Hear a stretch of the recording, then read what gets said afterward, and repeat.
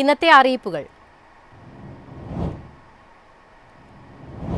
രാജ്യത്ത് പാൽ വില വർദ്ധിപ്പിച്ച് അമൂൽ. ലിറ്ററിന് 2 രൂപയുടെ വർധനവാണ് വരുത്തിയിരിക്കുന്നത്. പുതുക്കിയ വില പ്രാബല്യത്തിൽ വന്നു.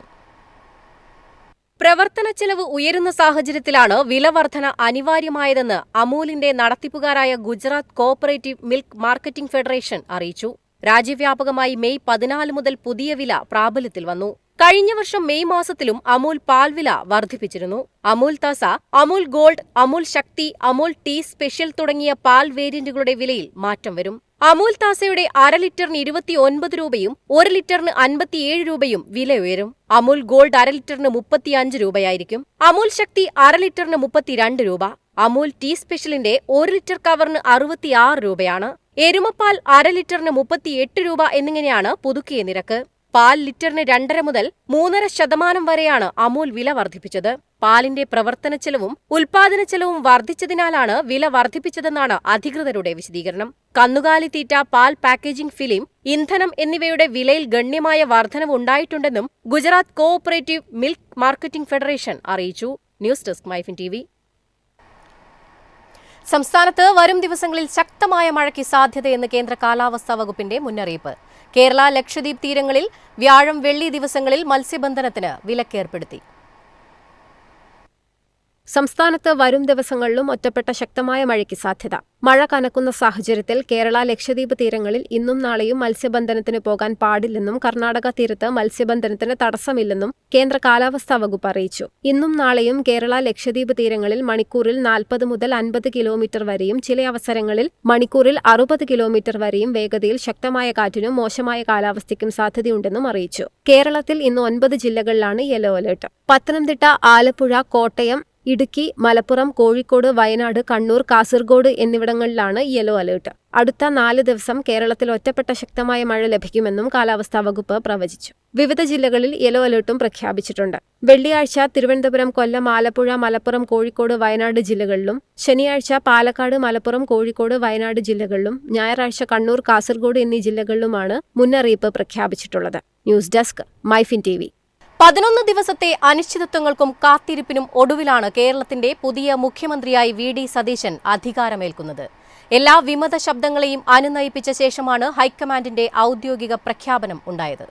തിങ്കളാഴ്ച കേരളത്തിന്റെ 13ാമത് മുഖ്യമന്ത്രിയായി VD സതീശൻ സത്യപ്രതിജ്ഞ ചെയ്യും. സീനിയോറിറ്റി വാദങ്ങളും MLA പിന്തുണ മേൽക്കോയ്മയും ഒക്കെ മുൻനിർത്തിയുള്ള പ്രഖ്യാപനമാണ് ഹൈക്കമാൻഡ് നടത്തിയത്. ഉച്ചയ്ക്ക് 12 മണിക്ക് AICC ആസ്ഥാനത്ത് നടത്തിയ വാർത്താ സമ്മേളനത്തിൽ ദീപാദാസ് മുൻഷിയാണ് സതീശന്റെ പേര് പ്രഖ്യാപിച്ചത്. Accordingly, the Congress President has held extensive discussions with the chairperson of the Congress Parliamentary Party, leader of the opposition in the Lok Sabha, the AICC observers who had met with the newly elected MLAs on May 7th, 2026, and many other leaders from the state, including MPs, former PCC presidents, have also been consulted.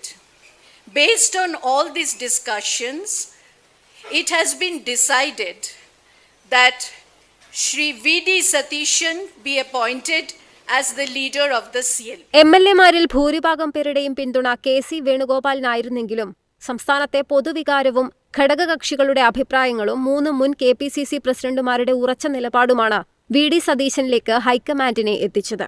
10 വർഷത്തെ പിണറായി സർക്കാരിന് അന്ത്യം കുറിച്ച് 102 സീറ്റുമായി അധികാരത്തിലേറിയ UDF കഴിഞ്ഞ കുറച്ചു നാളുകളായി മുഖ്യമന്ത്രിക്കായുള്ള ചർച്ചയിലായിരുന്നു. മുഖ്യമന്ത്രി പ്രഖ്യാപനം വന്നതോടെ ഇനി മന്ത്രിസഭാ രൂപീകരണം എന്ന കടമ്പയാണ് UDFന് കടക്കാനുള്ളത്. മന്ത്രിസ്ഥാനം ആരൊക്കെ, ഘടകകക്ഷികൾക്ക് എത്ര എന്നതിൽ തർക്കമുണ്ടാകാനുള്ള സാധ്യത തള്ളിക്കളയാനാകില്ല. കേരളത്തിൽ കാവൽ മന്ത്രിസഭ പോലും ഇല്ലാതിരുന്നതിനാൽ ഭരണതലത്തിലും സ്തംഭനാവസ്ഥയായിരുന്നു. മന്ത്രിസഭ രൂപീകരിക്കാത്തതിനാൽ വകുപ്പുതല തീരുമാനങ്ങളൊന്നും എടുക്കാനാകാത്ത സ്ഥിതിയിലായിരുന്നു ഉദ്യോഗസ്ഥർ. ഇനി മന്ത്രിസഭാ രൂപീകരണവും പൂർത്തിയാക്കി അധികാരത്തിലേറുന്ന സർക്കാരിനെ കാത്തിരിക്കുന്നത് നിരവധി വിഷയങ്ങളാണ്. News desk MyFin TV. ഇതുവരെ ഒരു മന്ത്രിസ്ഥാനവും വഹിക്കാതെയാണ് പറവൂരിന്റെ MLA VD സതീശൻ കേരളത്തിന്റെ മുഖ്യമന്ത്രി പദത്തിലേക്ക് എത്തുന്നത്. കേരളത്തിന്റെ ഭരണത്തലപ്പത്തേറുമ്പോൾ VD സർക്കാരിനെ കാത്തിരിക്കുന്നത് അത്ര ശുഭകരമല്ലാത്ത സാഹചര്യങ്ങളാണ്. താഴെത്തട്ടിലെ പാർട്ടി പ്രവർത്തകർക്കും പൊതുജനങ്ങൾക്കുമിടയിലുള്ള സ്വീകാര്യതയാണ് വി.ഡി. സതീശനെ മുഖ്യമന്ത്രി സ്ഥാനത്തേക്ക് എത്തിച്ചത്. കോൺഗ്രസിന്റെ വിദ്യാർത്ഥി പ്രസ്ഥാനമായ കെ.എസ്.യുവിലൂടെയാണ് വി.ഡി. തന്റെ രാഷ്ട്രീയ ജീവിതം തുടങ്ങിയത്. തോൽവിയോടെയായിരുന്നു തെരഞ്ഞെടുപ്പ് രാഷ്ട്രീയത്തിലേക്കുള്ള കാൽവയ്പ്. 1996-ൽ പറവൂർ മണ്ഡലത്തിൽ സി.പി.ഐ സ്ഥാനാർത്ഥി പി. രാജുവിനോട് പരാജയപ്പെട്ടെങ്കിലും പിന്നീട് 2001 മുതൽ അങ്ങോട്ട് പറവൂർ വി.ഡിക്കൊപ്പം ഉറച്ചുനിന്നു. 2021-ലെ നിയമസഭാ തെരഞ്ഞെടുപ്പിൽ യു.ഡി.എഫ് നേടിയ 41 സീറ്റുകളിൽ 21 എണ്ണമായിരുന്നു കോൺഗ്രസ് നേടിയത്. 5 വർഷത്തിനിപ്പുറം വി.ഡിയുടെ സംഘടനാ മികവും വോട്ടർമാർക്കിടയിലേക്ക് ഇറങ്ങിയുള്ള പ്രവർത്തനവും യു.ഡി.എഫിന് 102 സീറ്റെന്ന ചരിത്ര വിജയം നേടിക്കൊടുത്തു. കഴിഞ്ഞ 5 വർഷങ്ങളിൽ സർക്കാരിനെതിരെ നിരവധി വിഷയങ്ങൾ ഉയർത്തിക്കൊണ്ടുവരാനും അത് കൃത്യമായ രീതിയിൽ ജനങ്ങളിലേക്ക് എത്തിക്കാനും വി.ഡിക്ക് സാധിച്ചിട്ടുണ്ട്. കേരളത്തിന്റെ ഭരണതലപ്പത്തേറുമ്പോൾ വി.ഡി സർക്കാരിനെ കാത്തിരിക്കുന്നത് അത്ര ശുഭകരമായ സാഹചര്യങ്ങളല്ല. ഉയർന്ന കടം, തകരുന്ന സാമ്പത്തിക സ്ഥിതി തുടങ്ങി നിലവിൽ പുതിയ സർക്കാരിനു മുന്നിൽ ഒട്ടേറെ വെല്ലുവിളികളുണ്ട്. പ്രകടന പത്രികയിൽ പ്രഖ്യാപിച്ച ഇന്ദിരാ ഗ്യാരണ്ടി ഉൾപ്പെടെയുള്ള പദ്ധതികൾ സർക്കാർ എങ്ങനെ നടപ്പാക്കുമെന്നും സംസ്ഥാനം ഉറ്റുനോക്കുകയാണ്. പശ്ചിമേഷ്യൻ യുദ്ധം താറുമാറാക്കിക്കൊണ്ടിരിക്കുന്ന സാമ്പത്തിക രംഗത്തെ ഉത്തേജിപ്പിക്കാൻ പുതിയ സർക്കാർ എന്ത് നടപടി സ്വീകരിക്കുമെന്നതും പ്രധാനമാണ്. ഉയർന്ന തൊഴിലില്ലായ്മ, ഉയർന്ന റവന്യൂ കമ്മി, ക്ഷാമബത്ത കുടിശ്ശിക എന്നിവയൊക്കെ സർക്കാർ അഭിമുഖീകരിക്കുന്ന വെല്ലുവിളികളാണ്. ബജറ്റിനപ്പുറത്തേക്ക് അടിസ്ഥാന സൗകര്യ വികസന രംഗത്ത് പണം കണ്ടെത്താൻ ഇടതു സർക്കാർ കൊണ്ടുവന്ന കിഫ്ബിയിൽ ഉൾപ്പെടെ സർക്കാർ എന്ത് തീരുമാനമാകും നടപ്പാക്കുക, നികുതിയിതര വരുമാനമുയർത്താൻ പുതിയ സർക്കാർ എന്തൊക്കെ നടപടികൾ സ്വീകരിക്കും തുടങ്ങിയവയെല്ലാം ഈ സർക്കാരിന് നിർണായകമാകും. News desk MyFin TV. എളുപ്പത്തിൽ സമ്പാദ്യം വളർത്താം. ഇന്ന് തന്നെ മൈഫിൻ ടിവി ആപ്പ് ഡൗൺലോഡ് ചെയ്യൂ.